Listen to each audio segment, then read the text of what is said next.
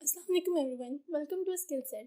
आज हमारा C plus plus series का लेक्चर नंबर 10 है और इस लेक्चर में हम एल्स इफ स्टेटमेंट्स को देखेंगे कि किस तरह से सी प्लस प्लस के अंदर हमारी एल्स इफ स्टेटमेंट्स वर्क करती हैं। लास्ट लेक्चर में हमने इफ एल्स स्टेटमेंट्स को देखा था, अब हम एल्स इफ स्टेटमेंट को देखेंगे कि ये किस तरह से वर्क करती हैं और एल्स इफ और इफ एल्स में डिफरेंस क्या है हम ये भी देखेंगे। एल्स इफ स्टेटमेंट में हमारे पास क्या होता है कि हमारे पास मल्टीपल कंडीशंस होती हैं जिनको हमने चेक करना होता है। अगर हमारी फर्स्ट कंडीशन जो है वो सेटिस्फाई नहीं होती, else if to specify a new condition to test if the first condition is false. अगर हमारी फर्स्ट कंडीशन यानी इफ की कंडीशन फॉल्स हो जाती है तो हम एल्स इफ में एक और कंडीशन देते हैं और उसको चेक करते हैं। अगर वो भी फॉल्स हो जाती है तो हम एक और एल्स इफ देते हैं। यानी जब तक हम सेटिस्फाई नहीं हो जाते हम तब तक एल्स इफ कंडीशंस को देते हैं और उसके बाद अगर वो भी फुलफिल नहीं होती, वो भी सेटिस्फाई नहीं होती, वो फॉल्स हो जाती है तो फिर हम एल्स पार्ट में चले जाते हैं। हमने इफ एल्स में क्या देखा था कि हमारे पास सबसे पहले इफ में एक कंडीशन होती थी और अगर वो कंडीशन फॉल्स हो जाती थी तो हम एल्स पार्ट में आ जाते थे। यानी कि ये जो हमारा था इसके अंदर हमारे पास टू अल्टरनेटिव्स होते थे, यानी एक इफ और एक एल्स। अगर इफ हो गया, अगर इफ में हमारी कंडीशन सेटिस्फाई हो गई तो वेल एंड गुड है, नहीं तो हम एल्स पार्ट में चले जाते थे।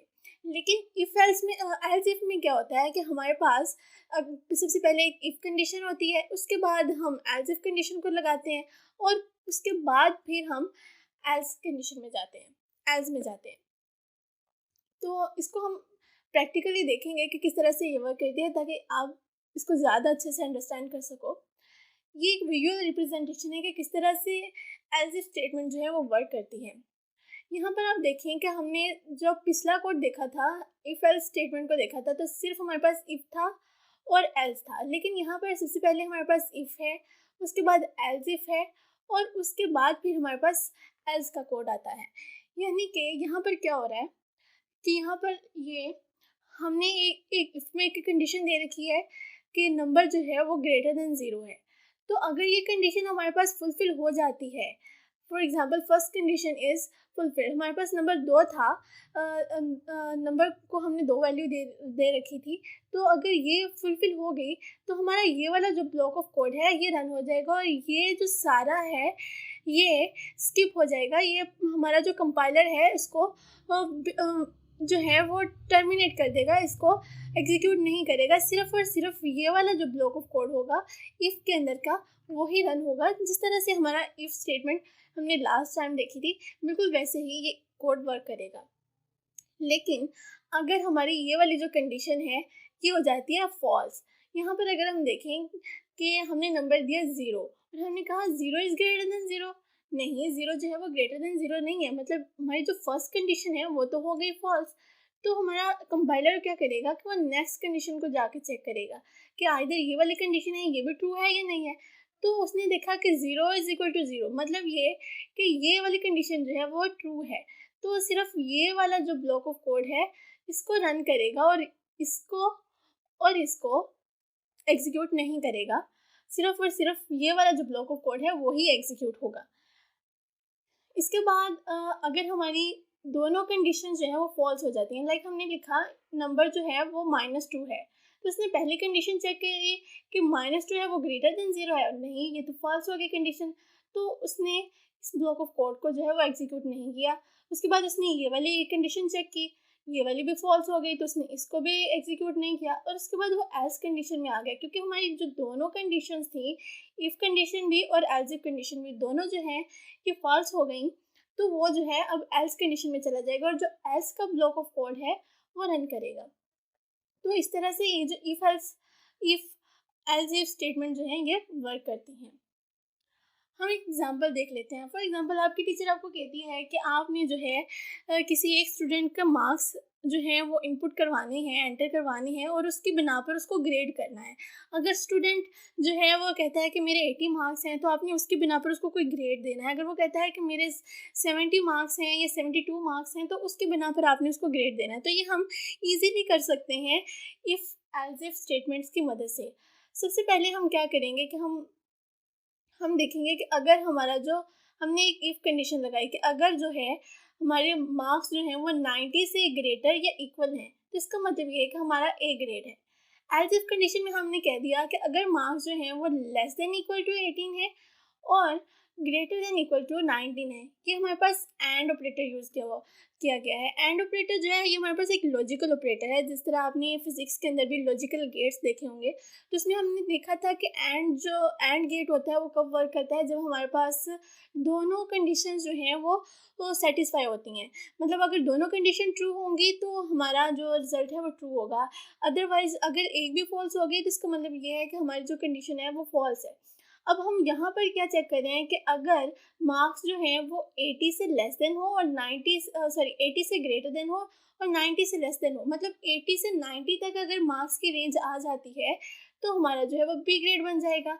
उसके बाद हमने एक और कंडीशन लगा दी कि अगर मार्क्स जो हैं वो 70 से लेस देन एंड 80 से 70 से ग्रेटर और 80 से लेस देन अगर आ जाएं तो हमारा जो फाइनल स्कोर है, मतलब हमारा जो ग्रेड है वो सी आ जाएगा। और इसी तरह हमने 60 से 70 के दरमियान में जो मार्क्स आया उसको हमने डी ग्रेड दे दिया। लेकिन अगर मार्क्स जो हैं वो इससे भी बिलो आ जाते हैं तो हम फिर एल्स केस में चले जाते हैं और हम कहते हैं you got N F grade. तो इस तरह से हमारा जो है वो इफ एल्स स्टेटमेंट जो है वो वर्क करती हैं। अब हम इसको अपने डैश C++ में इम्प्लीमेंट करके देखते हैं कि किस तरह से ये प्रोग्राम जो है वो रन करता है। यही वाला प्रोग्राम मैंने यहाँ पर लिख रखा है, जिसके अंदर हमने सबसे पहले यूज़र से कहा कि यूज़र जो है वो कोई ना कोई मार्क्स एंटर करवाए। तो यूज़र जो है वो कोई ना कोई मार्क्स एंटर करवाएगा। तो सबसे पहले हमारा कंपाइलर जो है वो फर्स्ट कंडीशन को चेक करेगा कि either first condition is true और नॉट। अगर फर्स्ट कंडीशन ट्रू हो जाती है तो वो सिंपल ये वाली स्टेटमेंट जो है congratulations you got an A grade, सिर्फ इसको प्रिंट करवाएगा और बाकी जो ये सारा कोड है ये इसको टर्मिनेट कर जाएगा, इसको एग्जीक्यूट नहीं करवाएगा, इसको निगलेक्ट कर देगा हमारा कंपाइलर। लेकिन अगर ये वाली कंडीशन जो है ये हो जाती है फॉल्स तो वो नेक्स्ट कंडीशन चेक करेगा एल्स इफ में। वो देखेगा कि मार्क्स जो है वो 80 से लेस है, 80 से ग्रेटर है और 90 से लेस है। अगर वो इस रेंज के अंदर आ रहे हैं तो वो क्या करेगा कि उसको कह देगा कि you got a B grade. लेकिन अगर मार्क्स की रेंज इससे भी कम है तो वो थर्ड कंडीशन में जाएगा और उसको जाके चेक करेगा। यहाँ पर जाके वो चेक करेगा कि मार्क्स जो है वो 70 से 80 के दरमियान है या नहीं है। अगर तो है तो वो कह देगा कि सी ग्रेड है, लेकिन अगर नहीं है तो फिर वो नेक्स्ट कंडीशन में जाएगा और उधर जाके चेक करेगा कि इधर इस कंडीशन में भी ये वाली कंडीशन फुलफिल हो रही है या नहीं हो रही। अगर ये भी कंडीशन फुलफिल नहीं होती तो ये सारा प्रोग्राम जो है इसको निगलेक्ट कर देगा और एल्स पार्ट में चला जाएगा और ये बता देगा कि you got N F grade. तो इस तरह से ये प्रोग्राम रन करेगा। अब हम इसको एग्जीक्यूट करके देखते हैं। उसने हमने चूँकि इसको यूज़र डिफाइन एक नंबर दिया था तो उसने हमसे पूछा कि एंटर योर मार्क्स। तो मैं कोई भी रैंडम मार्क्स एंटर कर देती हूँ। मैं कह देती हूँ कि मैंने 66 मैंने मार्क्स एंटर किए। अब हमने जो रेंज यहाँ पर देखी है वो ये है कि अगर 60 से 70 के दरमियान में मार्क्स आएंगे तो हमारा जो ग्रेड है वो डी डिस्प्ले होना चाहिए। तो यहाँ पर अगर मैं यहाँ पर इसको एंटर प्रेस करती हूँ तो ये हमें क्या शो करवाएगा, you got a D grade. तो देखिए उसने हमें ये शो करवा दिया कि you got N D grade. इस तरह से ये रन करेगा। अगर हम दोबारा इसको एग्जीक्यूट करते हैं और हम इसको 60 से लेस मार्क्स देकर देखते हैं कि अगर हम 60 से लेस मार्क्स लें तो हमारा जो है वो कंपाइलर हमें क्या रिज़ल्ट देता है। अगर मैं यहाँ पर 40 मार्क्स लिख देती हूँ तो अब देखें कि कोई भी कंडीशन जो है वो फुलफिल नहीं है, ना ही तो वो 80 की लाइन में है, ना ही वो 70 की लाइन में है और ना ही वो 60 की लाइन में। इसका मतलब ये है कि वो एफ ग्रेड हमें प्रिंट करवाएगा। तो मैं एंटर प्रेस करती हूँ, उसने कहा you got N F grade. तो इस तरह से हमारे C++ में इफ एल्स स्टेटमेंट्स वर्क करती हैं। दैट्स ऑल, आज के लिए इतना ही। Thanks for watching.